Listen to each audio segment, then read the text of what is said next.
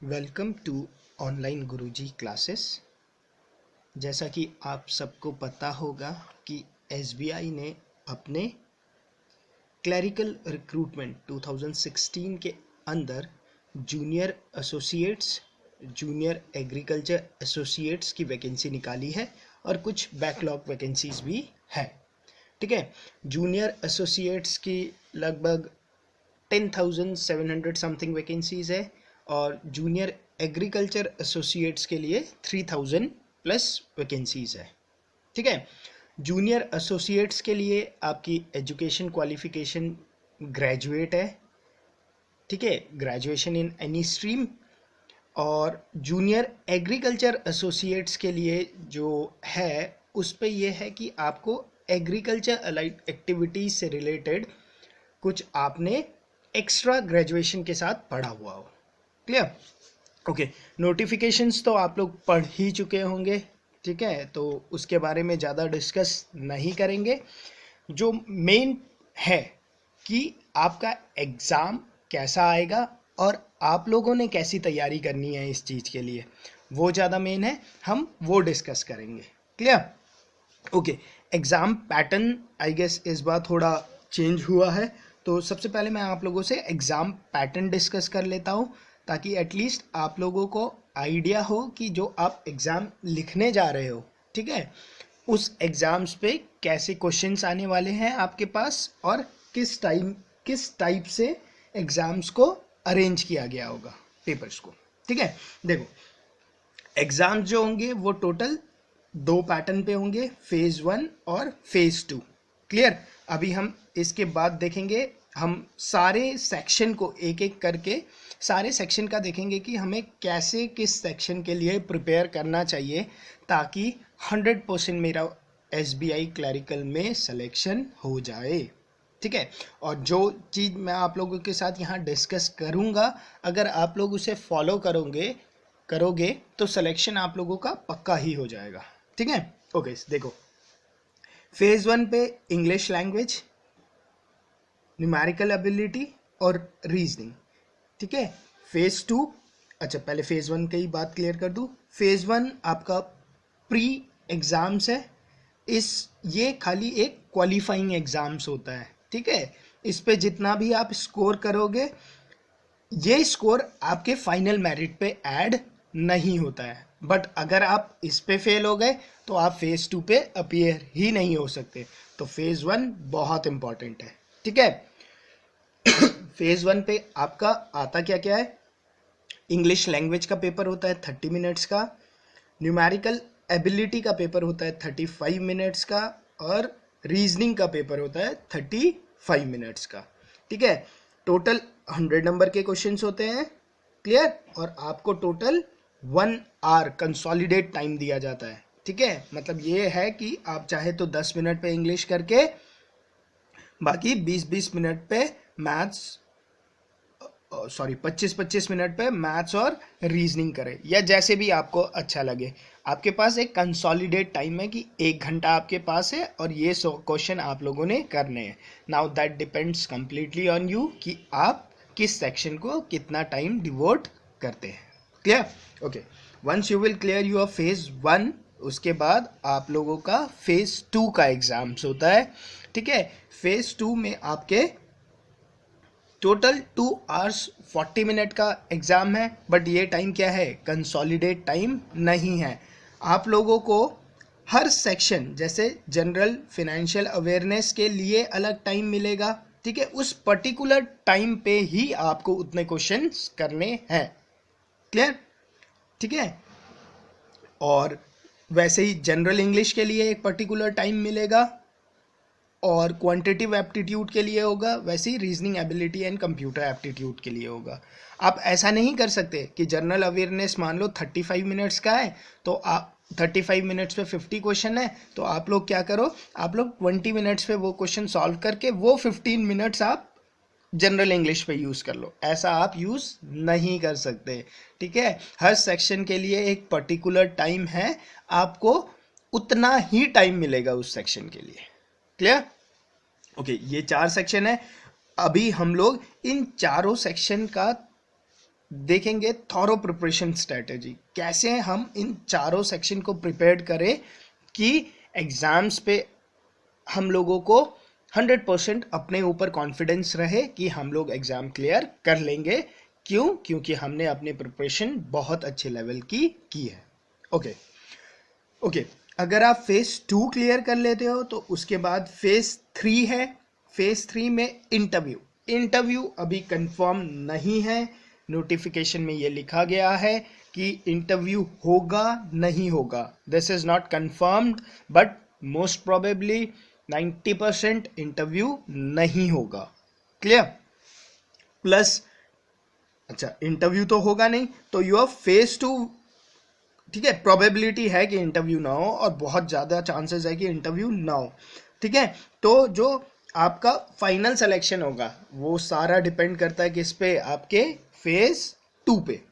ठीक है, प्लस एक और बात ध्यान रख लेना, अगर आप, क्योंकि जो क्लैरिकल की वैकेंसी होती है वो स्टेट वाइज होती है, तो अगर आप लोगों ने 10th क्लास तक, सपोज मैं उत्तराखंड से हूँ और मैंने पंजाब को एज अ अपना प्रिफर्ड स्टेट भरा हुआ है, तो क्या होगा?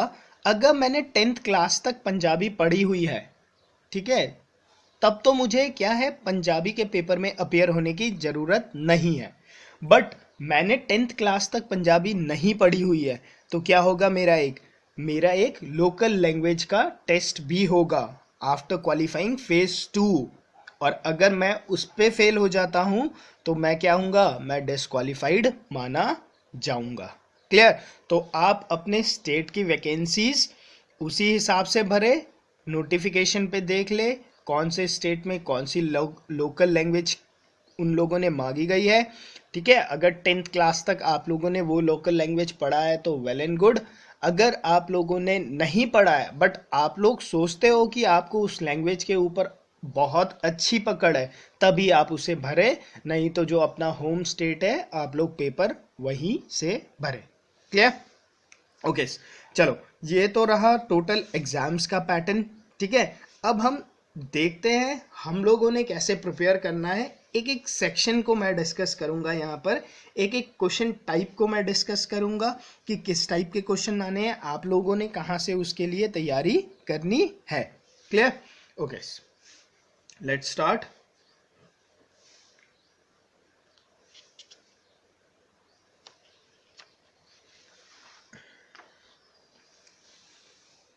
ओके, देखो,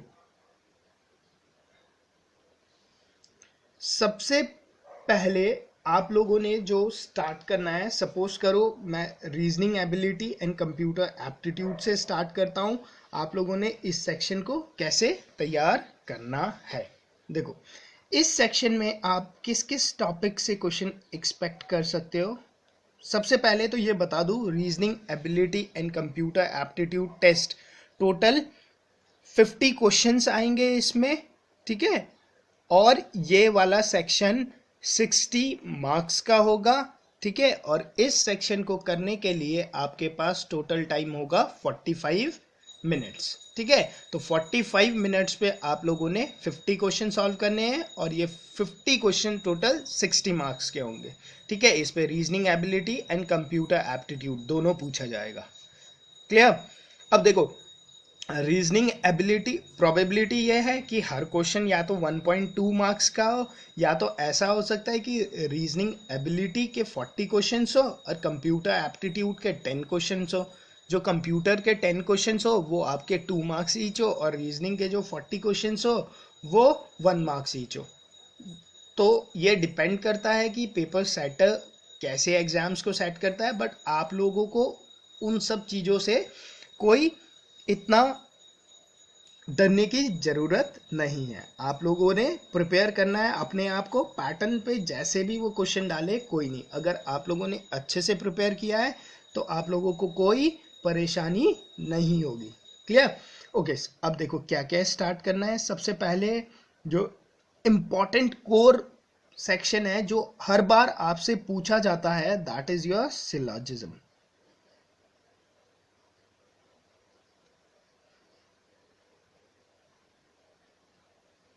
ठीक है। सिलॉजिज्म जनरली हम यहाँ पर डिस्कस कर रहे हैं, 5 मार्क्स का आता है।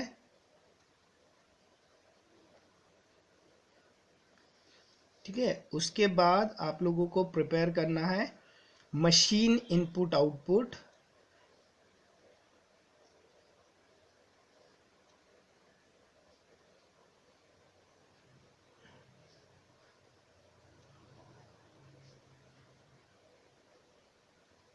ये भी जनरली 5 मार्क्स का ही आता है। क्लियर। उसके बाद आप लोगों ने करना है कोडेड इनइक्वालिटी,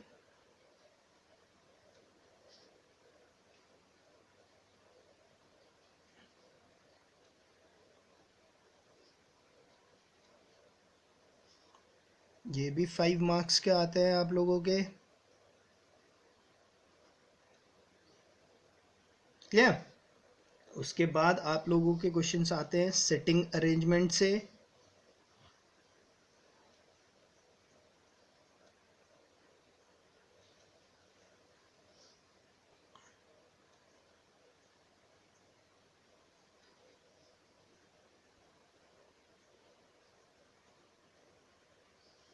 ठीक है।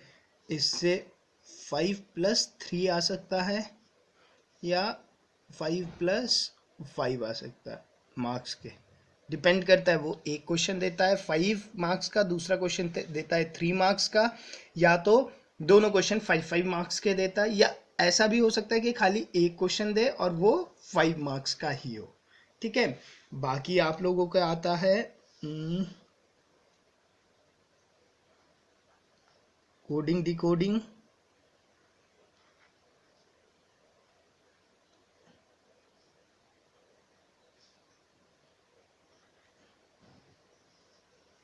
डायरेक्शन,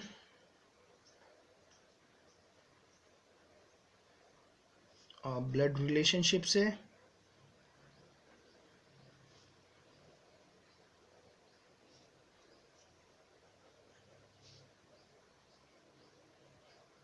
ठीक है। इससे भी आप लोग तीनों से मिला के कहीं भी 5 मार्क्स के क्वेश्चन पूछ सकता है वो सेपरेट। ठीक है। और यस, आपके पजल्स पूछे जाएंगे। एक पजल मान लो आप 5 मार्क्स का।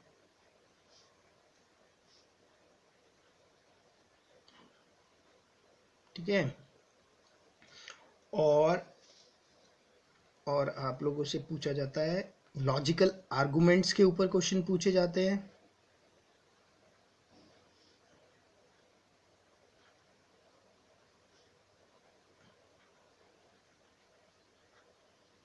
ठीक है, लगभग 7-8 क्वेश्चन पूछे जाते हैं यहाँ से।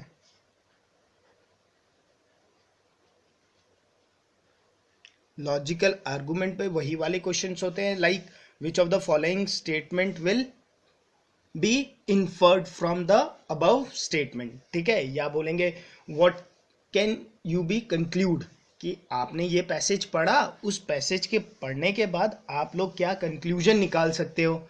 ठीक है। या ऐसा क्वेश्चन पूछा जाएगा विच of the following statement will strengthen the arguments. एक आपको एक स्टेटमेंट दिया जाएगा और नीचे ऑप्शन दिए जाएंगे और बोला जाएगा कि इसमें से कौन सा पॉइंट अगर ट्रू हो तो जो उसने आर्गुमेंट किया है ये आप उसे स्ट्रेंथ करोगे। ठीक है, इस टाइप के जो क्वेश्चंस होते हैं, ठीक है, इन्फ्रेंस कंक्लूजन्स वाले, इसे हम लॉजिकल आर्गुमेंट्स के अंडर पे कवर करते हैं। ठीक है। बाकी और आप लोगों से पूछा जा सकता है टेबुलर रिप्रेजेंटेशन,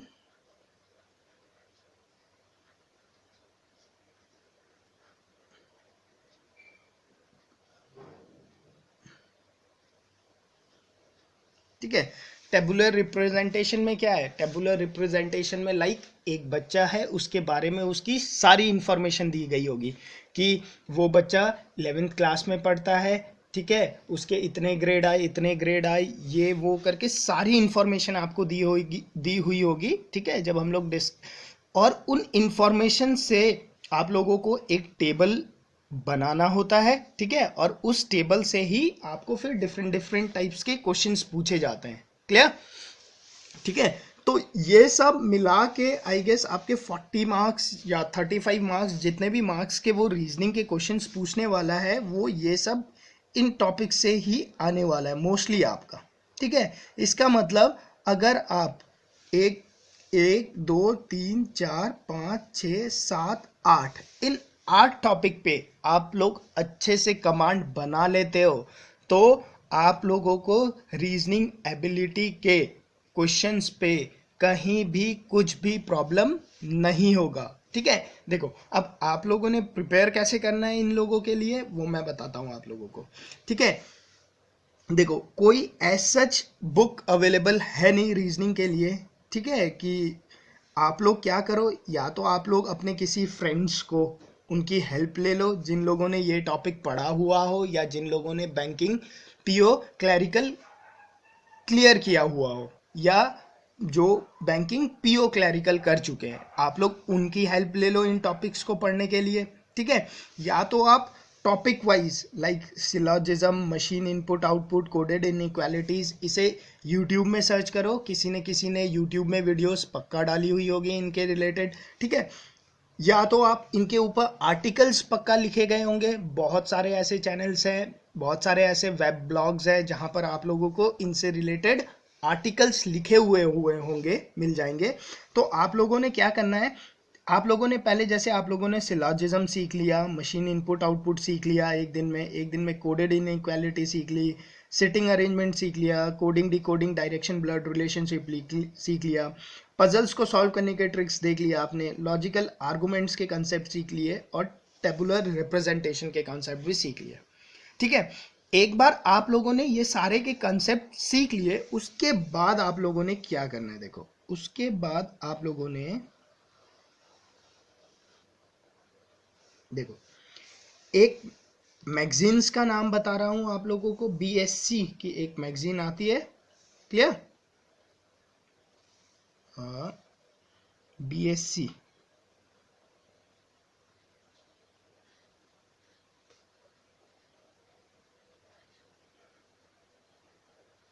ठीक है, business service chronicle I guess. ठीक है, ये एक मैगजीन आती है आप लोगों के लिए। ठीक है, आप लोगों ने क्या करना है, सॉरी बिजनेस नहीं, बैंकिंग सर्विस क्रॉनिकल। ठीक है, इस मैगजीन का फुल फॉर्म लिख देता हूं मैं, बैंकिंग, बिजनेस तो नहीं होगा ना, बैंकिंग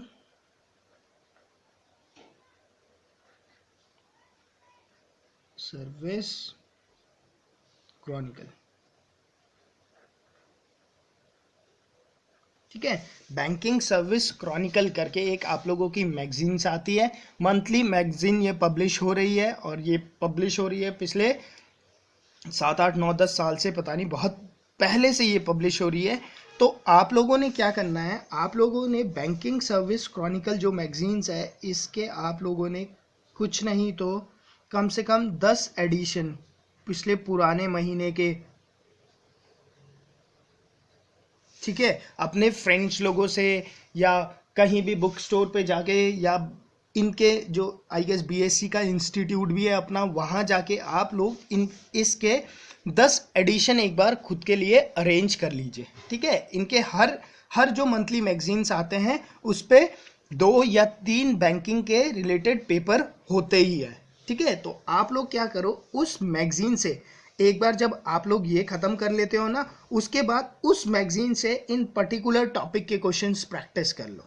ठीक है, लाइक 10 एडिशन होंगे तो मान लो आपके पास 30 पेपर हुए, 30 पेपर पे सिलॉजिज्म के हर मैगजीन्स पे अगर 5 क्वेश्चन भी हुए तो आपके पास 150 प्रैक्टिस क्वेश्चंस हो गए। क्लियर, तो आप 150 सिलॉजिज्म के क्वेश्चंस प्रैक्टिस कर लोगे। सिमिलरली आप लोग 30 मशीन इनपुट आउटपुट के क्वेश्चंस प्रैक्टिस कर लोगे। ठीक है, वैसे ही 30 कोडेड इनइक्वालिटीज के आप लोग प्रैक्टिस कर लोगे। सिमिलरली सिटिंग अरेंजमेंट, पजल्स वजल्स, इन सब के आप लोग क्या कर लोगे, लगभग 30-40 क्वेश्चन एक बार अगर आप प्रैक्टिस कर लेते हो तो उसके बाद आप लोगों को कोई प्रॉब्लम नहीं आएगी। क्लियर, तो आप लोगों ने ये पहले तो इन टॉपिक्स को आप लोग पढ़ने की कोशिश करो। ठीक है, वैसे तो मैं कोशिश करूंगा कि मैं ये टॉपिक थोड़ा बहुत डिस्कस कर लूँ आप लोगों से।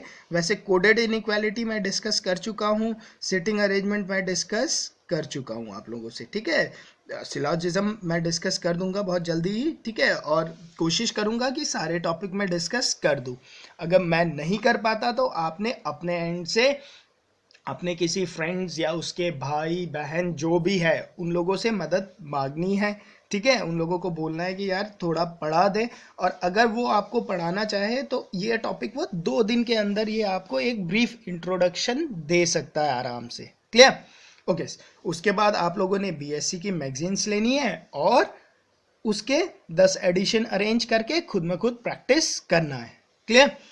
एक बार आप लोग ये सब प्रैक्टिस कर लोगे, ठीक है, 1 महीने तक तो आप लोगों ने पढ़ना ही है। उसके बाद क्या करना है आप लोगों ने, जो स्पीड टेस्ट होते हैं, ठीक है, पहले तो सिलेबस कवर करने की कोशिश करना है, ठीक है, कोशिश करो कि विद इन 1 मंथ के अंदर, ठीक है, आप लोग अपना सिलेबस एक बार कंप्लीट कर लो, ठीक है, और 1 मंथ के अंदर ये सिलेबस कंप्लीट करके और बीएससी के 10 मैगजीन से प्रैक्टिस करने के बाद, ठीक है, आप लोग क्या करो, महिंद्रा वालों की जो स्पीड टेस्ट सीरीज होती है उसे ज्वाइन कर लो, ठीक है, और डेली के डेली क्या करो, उसमें 1 या 2 सेट आप डेली प्रैक्टिस करो। क्लियर? आप लोगों का टारगेट ये होना चाहिए कि आप लोग 1 महीने के अंदर ये सारा टॉपिक कवर कर ले और उसके बाद बीएससी के मैगजीन्स आप लोग पढ़ ले पूरा, ठीक है, 10 एडिशन से आप लोग इन टॉपिक को प्रैक्टिस कर ले। उसके बाद लास्ट के 1 महीने तक आप लोग स्पीड टेस्ट ज्वाइन करके डेली का 1 या 2 स्पीड टेस्ट डेली का करते रहिए, ठीक है। इससे क्या होगा, आप लोगों की स्पीड बहुत अच्छी हो जाएगी और पेपर में जब आप लोगों के सामने इंटरफेस मिलेगा कंप्यूटर और आपका, ठीक है, तो उस टाइम पे भी आप लोगों को प्रॉब्लम नहीं होगी। क्यों? क्योंकि डेली अगर आप प्रैक्टिस पे हो तो आपके लिए पेपर भी ऐसा रहेगा जैसे आप डेली ही दे रहे हो, आप लोगों को ज़्यादा प्रॉब्लम फेस करने की ज़रूरत नहीं पड़ेगी। क्लियर? ओके, ये तो रहा आपका रीजनिंग एबिलिटी सेक्शन के बारे में, ठीक है। अब देखते हैं हम नेक्स्ट सेक्शन। ओके, सॉरी, इस पे कंप्यूटर एप्टीट्यूड के लिए आप लोगों ने क्या करना है, कंप्यूटर एप्टीट्यूड के लिए एक बुक मैं रिकमेंड कर देता हूं आप लोगों को। एक बुक है कंप्यूटर एप्टीट्यूड के लिए, पीके सिन्हा,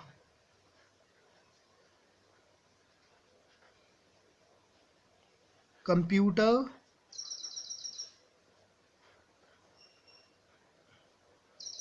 फंडामेंटल्स,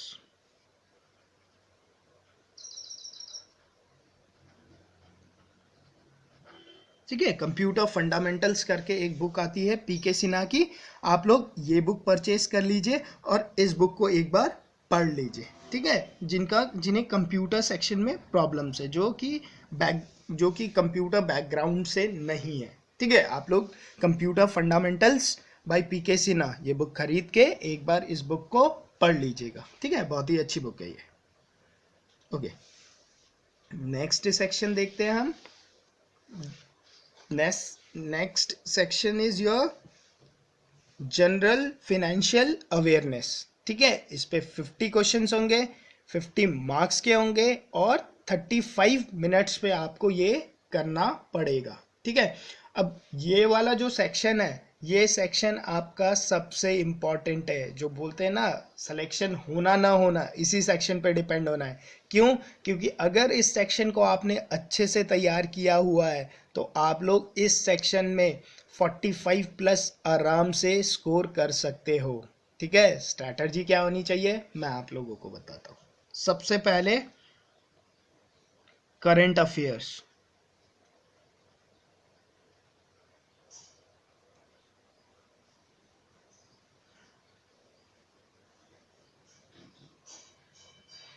करंट अफेयर्स आप लोगों ने 2 साइड से प्रिपेयर करना है। क्लियर? एक आप लोगों ने तैयार करना है बैंकर्स अड्डा, आप लोगों को पता ही होगा, आप सब अगर बैंकिंग की तैयारी कर रहे हो, बैंकर्स अड्डा करके एक वेबसाइट है, ठीक है, जिसपे डेली करंट अफेयर्स अपलोड होते हैं, ठीक है। दूसरी एक और साइट आप लोगों को पता ही होगी, जागरण जोश,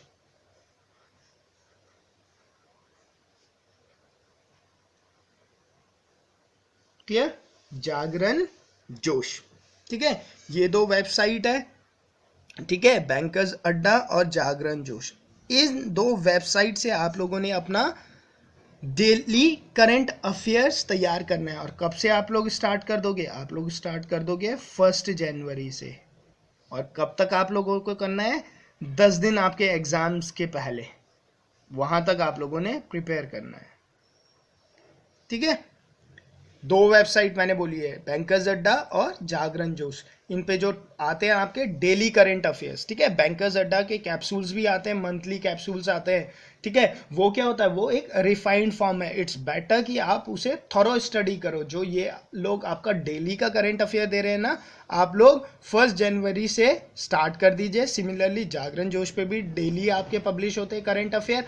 अगर आप इन दोनों वेबसाइट्स को प्रिपेयर कर लेते हो 1 जनवरी 2016 के बाद से, ठीक है, आपके एग्जाम्स होने के 10 दिन पहले तक का, तो आई डोंट थिंक कि करंट अफेयर्स वाले सेक्शन से आपका एक भी क्वेश्चन मिस होगा। क्लियर। सेकेंड चीज क्या है? थोड़ा बेसिक ऑफ इकोनॉमिक्स आपको पता होना चाहिए।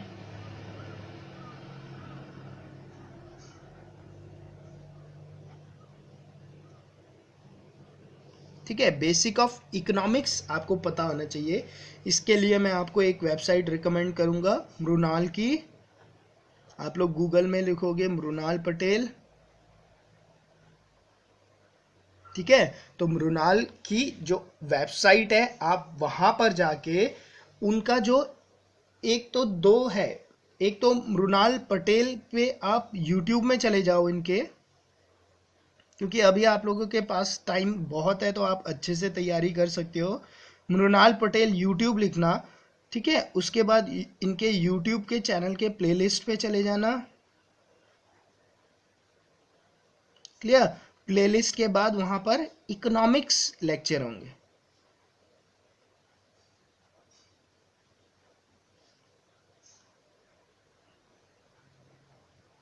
ठीक है। प्लेलिस्ट पे इकोनॉमिक्स लेक्चर होंगे, तो आप लोग जाके ये इकोनॉमिक्स लेक्चर एक बार पक्के से देख लेना, ठीक है। इससे आपका इकोनॉमिक्स से रिलेटेड आप लोगों को कोई क्वेश्चन पे प्रॉब्लम नहीं होगी, ठीक है।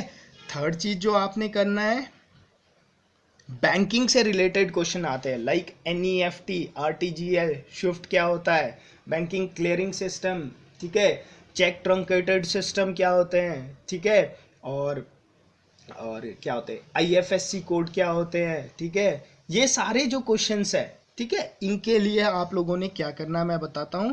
देखो, आरबीआई की वेबसाइट खोलना, क्लियर, गूगल में आरबीआई लिखना, और आरबीआई के आप पेज खोलोगे तो सबसे बॉटम पे वहां पे मोर लिंक लिखा हुआ मिलेगा आपको,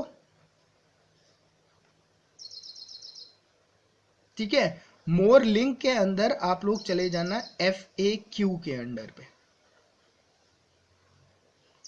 FAQ is your frequently asked question, ठीक है। आप FAQ के अंदर चले जाओगे तो ये आप लोगों के लिए ज्ञान का सागर है। सारे क्वेश्चंस आपके जितने भी IBPS PO में बैंकिंग से रिलेटेड पूछे जाते हैं, ठीक है, या आपके क्लैरिकल में पूछे जाएंगे, वो सारे इन्हीं FAQ के ही क्वेश्चंस होंगे, ठीक है। तो आप लोग वहां जाकर इसे भी देख लेना। क्लियर। तो जनरल एंड फाइनेंशियल अवेयरनेस के लिए अगर आप ये तीन चीज जो मैंने आप लोगों को बताई, अगर आप ये तीन चीज कर लेते हो, तो आई डोंट थिंक आपको कि 50 क्वेश्चंस में से आप इजीली 45 प्लस आराम से करके आओगे। क्लियर। और यही गेम चेंजर है। क्लियर, ठीक है। ये वाला सेक्शन क्लियर हो गया कैसे प्रिपेयर करना है। अब देखते हैं next section.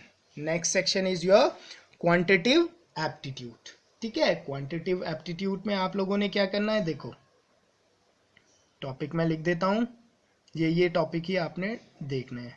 Number system, average,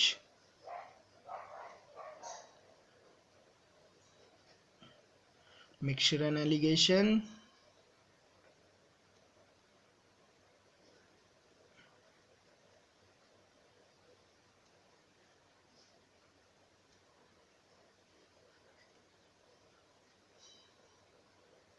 ratio and proportion,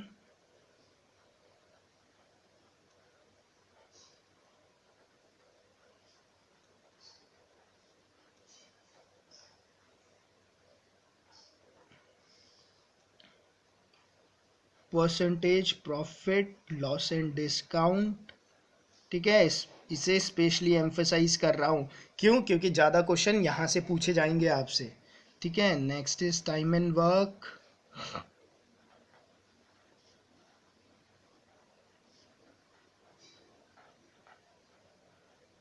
ठीक है, next is time speed distance. Next is simple interest compound interest, 2 question यहाँ से भी आने पक्का। Next is sequence. ठीक है, आप लोगों ने सीक्वेंस के क्वेश्चन पहले, मतलब जैसे ही पेपर स्टार्ट होता है खाली सीक्वेंस के क्वेश्चन आएंगे आपके पास 5, जिसपे कंप्लीट द सीरीज होगा या फाइंड द मिसिंग नंबर होगा। इसे आपने लास्ट पे करना है। ठीक है, बहुत ही टिपिकल होते हैं ये सीक्वेंस के क्वेश्चन। फंस जाओगे, सारा टाइम वेस्ट कर दोगे ट्रस्ट में, और उसके बाद टाइम मिलेगा नहीं। सो इट्स बेटर कि इसे तो एकदम लास्ट पे ही टच करना है। ठीक है, अब बाकी आएगा आपका डेटा इंटरप्रिटेशन।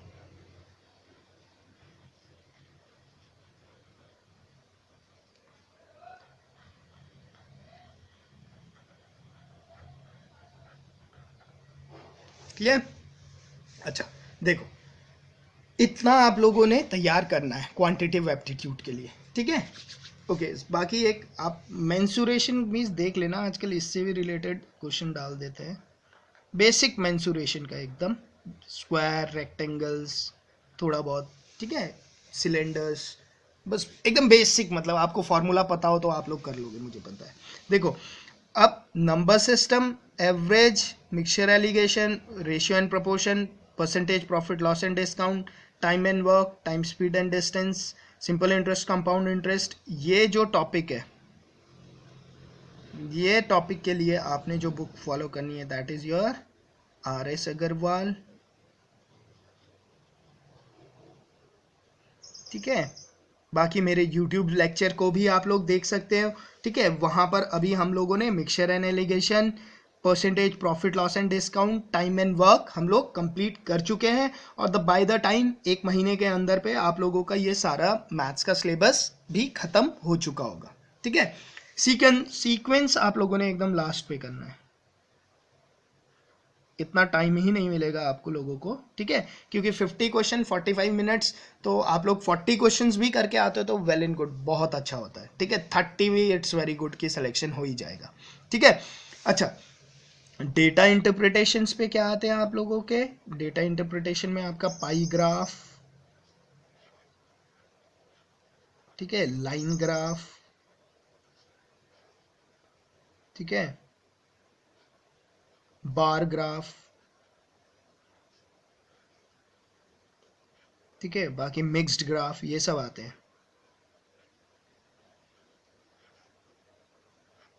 ठीक है, तो RS अग्रवाल में इन सारे ग्राफ का इंट्रोडक्शन तो दे रखा है उसने, थोड़े थोड़े क्वेश्चंस इन सारे ग्राफ्स के बारे में उसने डिस्कस कर रखा है। तो आप लोग जब RS अग्रवाल से ये टॉपिक कवर कर रहे होंगे, ठीक है, उस टाइम पे आप लोग वहां से इन 4 टॉपिक्स के, मतलब जो डेटा इंटरप्रिटेशन का उसका सेक्शन है, ठीक है, टेबुलर फॉर्म भी आ गया, एक टेबुलर भी आता है इसमें। ठीक है, ये सारे इनका बेसिक आप लोग वहीं से सीख लोगे, लगभग 25-30 पेज में उसने ये सारे टाइप कवर कर रखे हैं। उसके बाद क्या करना है आप लोगों ने? मेंसुरेशन भी आप लोग RS से ही कर सकते हो। ठीक है, उसके बाद क्या करना है आप लोगों ने? उसके बाद मैंने आप लोगों को बताया हुआ है, आप लोगों ने BSc की मैगजीन्स खरीदी होगी रीजनिंग के लिए, तो BSc के मैगजीन्स पे मैथ्स के अगर आप सेक्शन पे जाओगे तो वहां पर आप देखोगे डेटा इंटरप्रिटेशंस के भी बहुत अच्छे अच्छे क्वेश्चंस दे रखे हैं। क्लियर? तो आप एक बार आप लोगों ने एक बार कंप्लीट कर लिया अपना सिलेबस 1 महीने के बाद, उसके बाद मैंने आप लोगों को क्या बताया, आप लोगों ने 10 बीएससी मैगजीन से प्रैक्टिस करना है। आपने वहां से रीजनिंग कर लिया, उसके बाद आप लोगों ने डेटा इंटरप्रिटेशन वाला सेक्शन भी, मैथ्स वाला सेक्शन पे जाके वहां से कंप्लीट कर लिया। उसके बाद आप लोग स्पीड टेस्ट तो दोगे ही, लास्ट के 1 महीने तक मैंने बताया आप लोगों ने डेली 1 या 2 स्पीड टेस्ट देने हैं। तो आप जब स्पीड टेस्ट दे रहे होंगे तो उस टाइम पे भी आप लोगों को डेटा इंटरप्रिटेशन के क्वेश्चंस मिलते जाएंगे। तो इससे क्या होगा, आपकी कैलकुलेशन की स्पीड बढ़ती जाएगी और डिफरेंट डिफरेंट फॉर्म्स आपके सामने आते ही जाएंगे। तो क्या होगा, अगर आप लोगों ने सारे फॉर्म्स कर लिए तो एग्जाम्स में जो फॉर्म आया वो भी आप लोग पहले कर चुके ही होंगे, तो आपके लिए कुछ एकदम से नया नहीं रहेगा। क्लियर? तो आप लोगों की अच्छी कमांड बन जाएगी अगर आप ऐसे प्रैक्टिस करोगे तो। ठीक है, okay. Next section is of your general English. ठीक है, अच्छा एक और चीज, आप लोग करंट अफेयर्स जब पढ़ोगे तो आप लोग आज से ही द हिंदू पढ़ना शुरू कर लो। ठीक है, द हिंदू से आपका करंट अफेयर वाला सेक्शन भी स्ट्रांग रहेगा। साथ ही साथ इंग्लिश क्या, जो रीडिंग कॉम्प्रीहेंशन है, देखो अब इंग्लिश का सिलेबस बात करूं तो रीडिंग कॉम्प्रीहेंशन,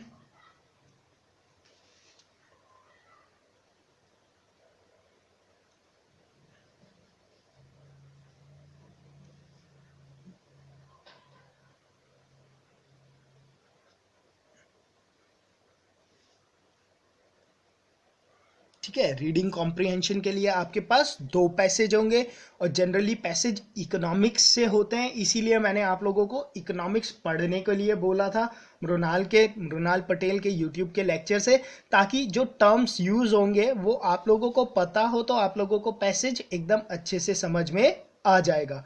और आप लोगों ने डेली आज से द हिंदू पढ़ना है, द हिंदू के एडिटोरियल सेक्शन पढ़ना है और द हिंदू का जो बिजनेस से रिलेटेड जो सेक्शन आता है वो 2 सेक्शन आप लोगों ने डेली पढ़ना है। उससे क्या होगी, आप लोगों की एक रीडिंग की हैबिट हो जाएगी। ठीक है, ये रीडिंग की हैबिट आपको इंग्लिश के सेक्शन पे बहुत मदद करने वाला है। क्लियर? ओके, रीडिंग कॉम्प्रिहेंशन आप लोग कर लोगे। Next is your spotting error आएगा।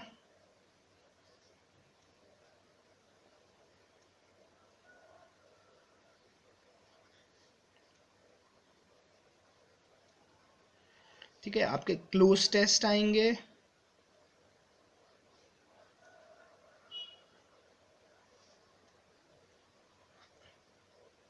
ठीक है, आपके वोकैबुलरी होगा, मतलब एंटोनिम सिनोनिम्स वाले क्वेश्चंस। ठीक है, और आपके एक पैराजंबल का क्वेश्चन होगा।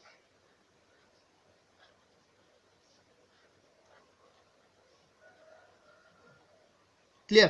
अब देखो, जो ये वाला चंक है, स्पॉटिंग एरर, क्लोज टेस्ट और वोकैबुलरी, इसे आप लोग एक बुक बताता हूं, एक बुक है, नीतू सिंह ने लिखा है ये book, from plinth to Paramount,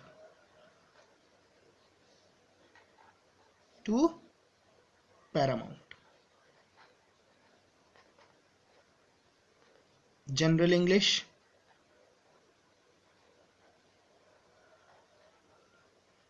ठीक है, और इसका राइटर है नीतू सिंह। क्लियर?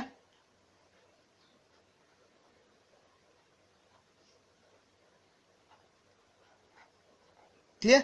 इन 3 सेक्शन के लिए स्पॉटिंग एरर, क्लोज टेस्ट, ठीक है, और क्लोज टेस्ट में आपका फिल इन द ब्लैंक्स जो आता है, ठीक है, FIB जिसे बोलते हैं, और वोकैबुलरी, इसके लिए आप लोगों ने ये बुक पढ़ना है, from plinth to paramount, general English from plinth to paramount, Neetu Singh की ये बुक है।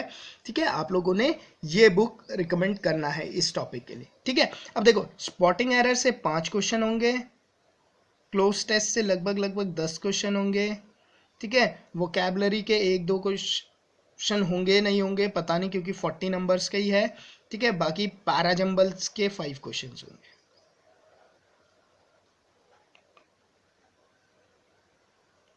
ठीक है, आई गेस 3 क्वेश्चन यहाँ पर होंगे और 7 क्वेश्चन इस पे कर देंगे वो लोग। क्लियर? जैसे भी वो लोग अरेंज करेंगे। ठीक है, अब देखो, अच्छा स्पॉटिंग एरर पे आप लोगों ने देखो 5 ही नंबर का है, तो सारे ग्रामर के रूल पढ़ना इतना वो नहीं है, मैं बताता हूँ आप लोगों ने क्या क्या पढ़ना है इस पे। स्पॉटिंग एरर के लिए आप लोग पढ़ोगे noun, pronoun,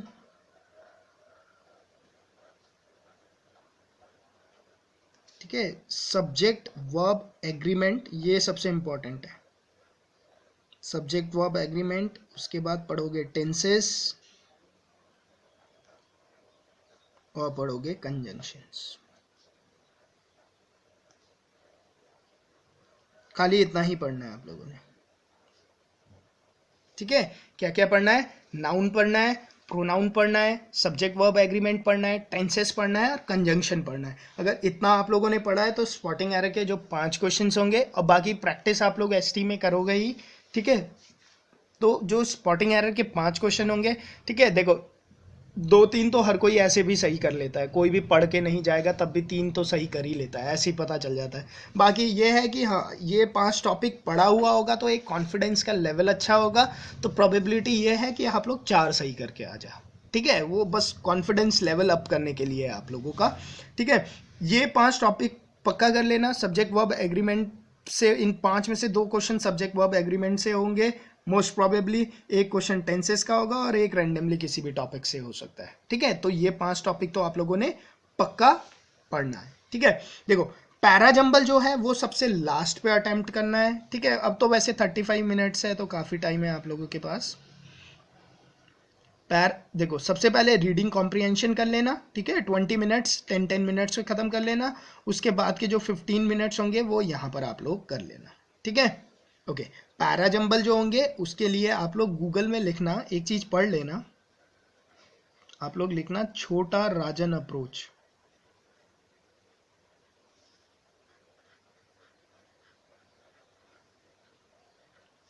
for parajumble,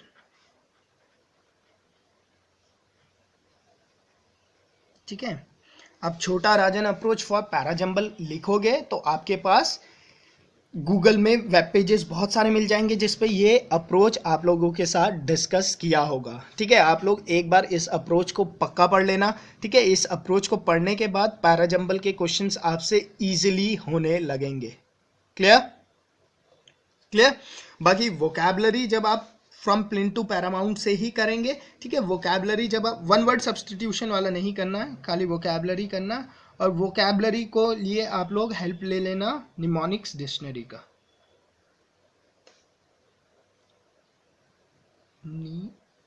mnemonics,